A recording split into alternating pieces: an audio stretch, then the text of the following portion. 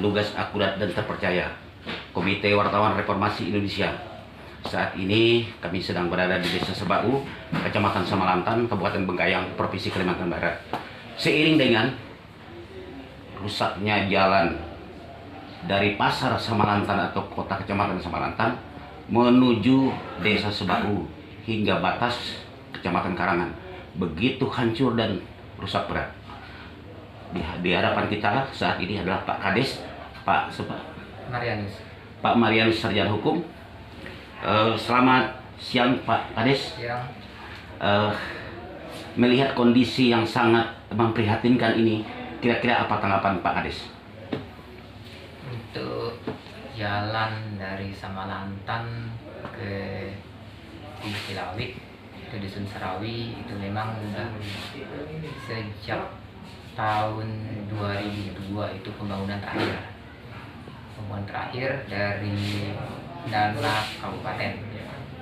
Sampai dengan 2021 ini belum ada lagi perbaikan, sehingga sekitar 9 tahun ini belum ada lagi perbaikan-perbaikan yang dilakukan oleh pemerintah, baik pemerintah kabupaten maupun provinsi, sehingga akses jalan menuju dari kota kecamatan sampai dengan perbatasan Landak Karangan itu rusak berat.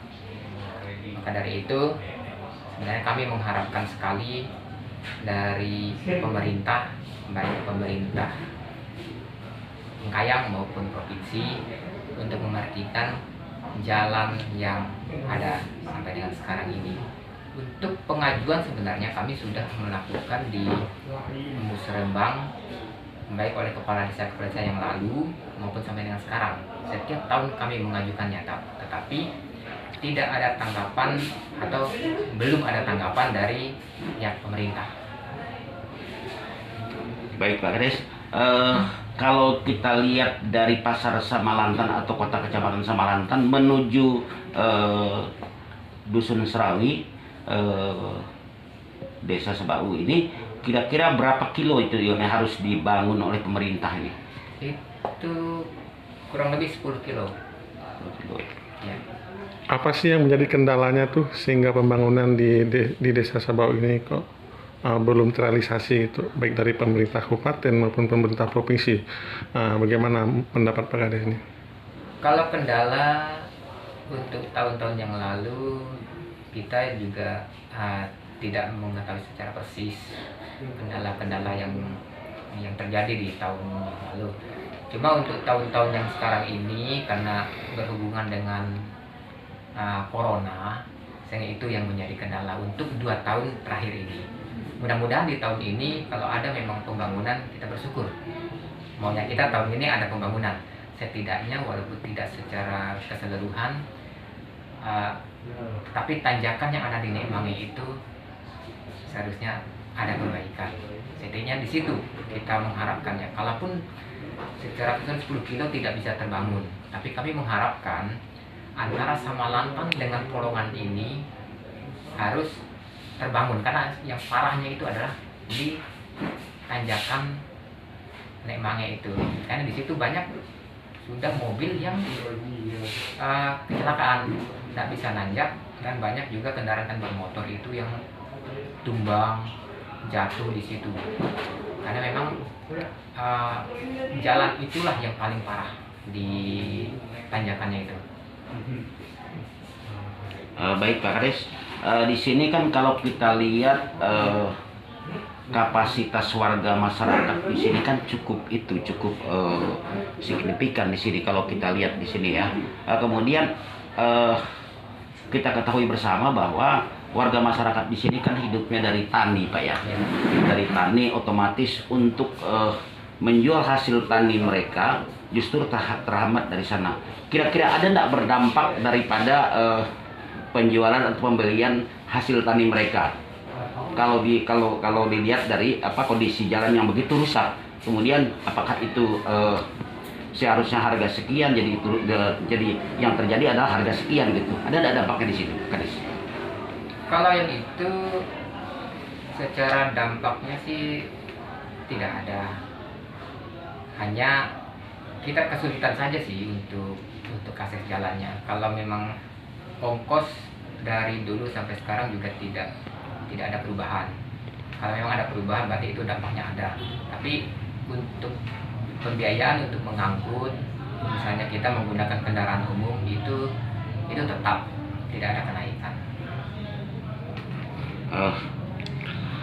Jadi perbandingannya antara jalan dari Kabupaten Landak dengan Bengkayang ini jadi jauh berbeda ya Pak Kades ya? Jauh berbeda ya. Oh. Jadi harapan kedepannya nih seperti apa nih Pak Kades kepada pemerintah Kabupaten Bengkayang maupun provinsi maupun pusat itu aja? Harapan kedepannya sih ini jalan ini terbangun terlebih dahulu oleh Kabupaten Bengkayang, itu maunya kita. Selanjutnya kami ingin ada peningkatan jalan Kabupaten Bengkayang dengan Kabupaten Landak ini nantinya dijadikan jalan provinsi. Tetapi setelah pembangunan Kabupaten Bengkayang ini bagus, karena Landak itu sekarang mungkin perbedaannya dari lebarnya sudah berbeda, terus dari pembangunan juga sudah berbeda. Di sana mulus, di sini hancur. Jadi maunya kita Kabupaten Bengkayang itu bertanggung jawab dulu untuk memperbaiki wilayah Desa Sabau. Setelah itu maunya kami jalan antara dua kabupaten ini diusulkan untuk menjadi jalan provinsi. Baik, Pak Kades. Ini Pak Kades, warga masyarakat yang lalu lalang keluar masuk di dari atas mau ke menuju Samarantan atau Singkawang gitu ya. Terus kan banyak yang menggerutu dengan kejadian dengan kerusakan jalan yang begitu begitu parah gitu ya. Kira-kira apa yang harus Pak Kades sampaikan kepada warga masyarakatnya yang berlalu lalang di daerah wilayah hukum Bapak? Kita sih selalu memesan kepada mereka untuk selalu berhati-hati, dan juga kita juga berusaha untuk memperbaiki semampu kami jalan-jalan yang mungkin yang sudah hancur parah sehingga mobil bisa amblas di situ. Kami mencoba dengan warga di sini, mungkin yang punya pemilik mobil, punya truk, itu untuk mengangkut material tanah atau batu untuk ditimbun di jalan yang berlubang. Itu yang kemampuan yang bisa kami berikan untuk jalan ini. Tetapi selebihnya kami belum bisa berbuat apa-apa. Baik Pak Kades, pemirsa, baik, inilah hasil wawancara kami hari ini. Kepada pemirsa, silahkan yang menyukai YouTube kita, klik like dan subscribe. Jangan lupa buka YouTube, ketik Radar Borneo. Selamat siang. Sekali lagi dengan Pak Kades mana tadi Pak? Sabau. Sabau ya. Siapa namanya Pak? Marianus. Oke, terima kasih Pak ya. Pak Kades coba buka sedikit Pak Kades, biar masyarakat tahu. Sip. Oke.